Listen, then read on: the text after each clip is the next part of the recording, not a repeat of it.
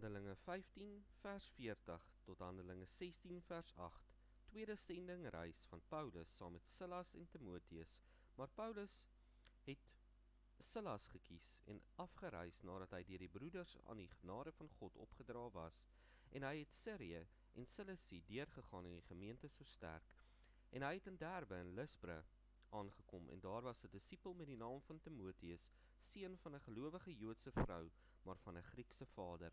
Hy het goeie getuienis gehad van die broeders in Lystra en Iconium.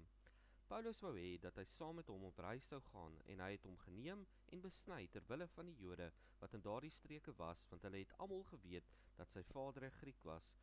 En op hulle reis deur die stede het hulle die verordeninge wat deur die apostels en die ouderlinge in Jerusalem vasgestel was, aan hulle oorgegee om te onderhou. En die gemeentes is versterk in die geloof en het elke dag vermeerder in getal. En hulle het deur die land Frigië en Galasië gegaan, omdat die Heilige Gees hulle verhinder het om in Asië die woord te verkondig. En toe hulle by Missie kom, het hulle probeer om na Bithynië te gaan, maar die Gees het hulle dit nie toegelaat nie. So het hulle dan Missie verbygegaan en na Troas afgekom.